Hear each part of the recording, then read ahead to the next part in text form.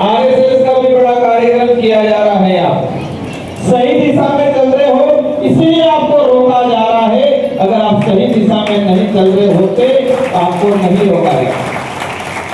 धर्म की बात आती है तो ना आस्तिक है ना नास्तिक है, आदिवासी समुदाय वास्तविकता में विश्वास रखता है।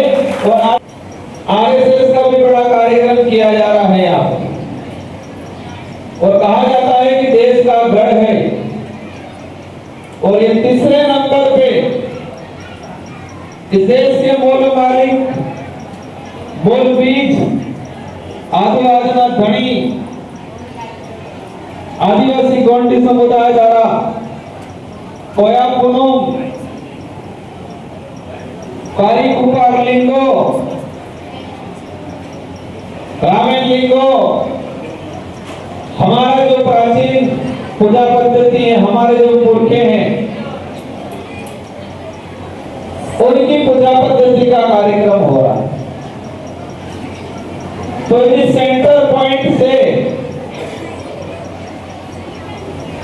वर्तमान नागपुर में 3 विचारधाराओं के 3 कार्यक्रम हो रहे हैं। ये बात अलग है कि कौन सा कार्यक्रम कितना बड़ा है, छोटा है, पर ये बात महत्वपूर्ण है कि कौन सी पूजा पद्धति, कौन से विचार मजबूत है। और मैं जहां तक समझता हूं, ये जो विचार है, जो चिंगारी है, और इसी विचारों के तहत आज से शायद 700-800 साल पहले, 1000 साल पहले नागवंशी आदिवासी समुदाय का इस पूरे इलाके में, यहां से लगा के जबलपुर, सिवनी, मंडला, पूरा गोडवाना क्षेत्र में गोंडी राजाओं का राज हुआ करता था।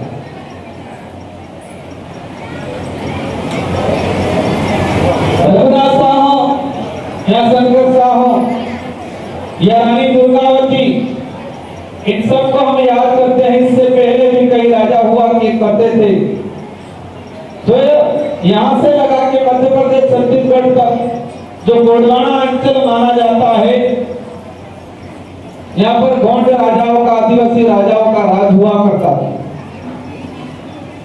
धीरे धीरे देश के अंदर अनेक आक्रमणकारी आए, अनेक व्यापारी आए, और हमारा समुदाय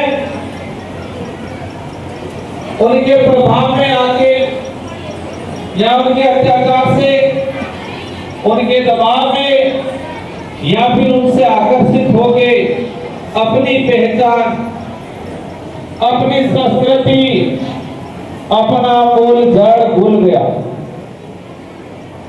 और भूलने के दुष्परिणाम ये है आज देश के अंदर कि हमको हमारी पूजा पद्धति को नए सिरे से वापस लाना पड़ रहा है, जो आदि अनादि काल से हमारे समुदाय के लोग इसके साथ जीते आए थे।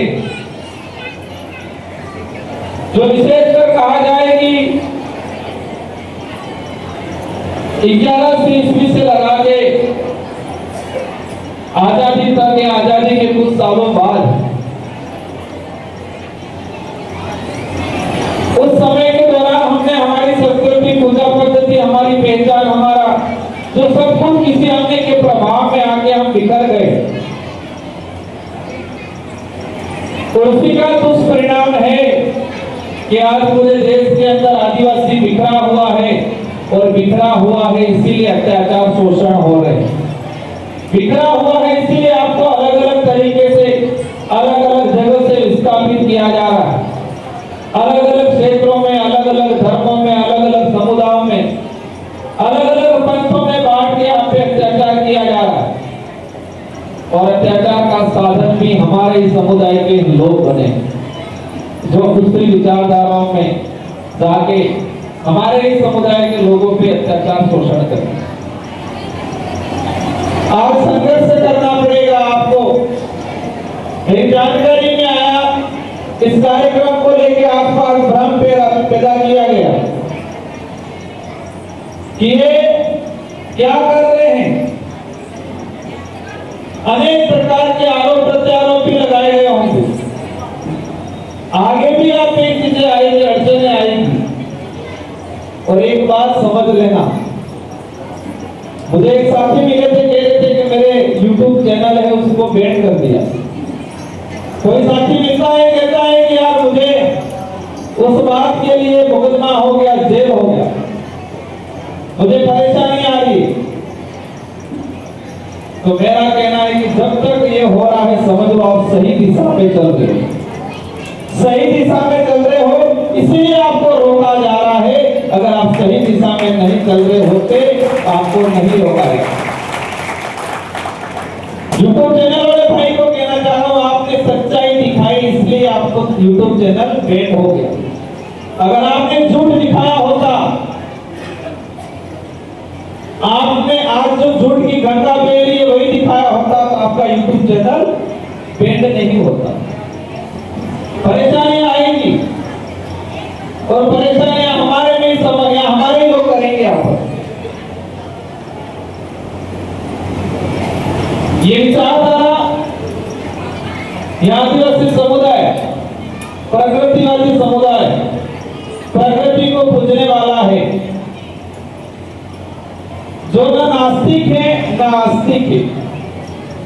आदिवासी समुदाय की जो पूजा पद्धति है, आदिवासी समुदाय की जो धार्मिक व्यवस्था है, या आदिवासी समुदाय की जो आस्था है, न नास्तिक है न आस्तिक है, वास्तविक है।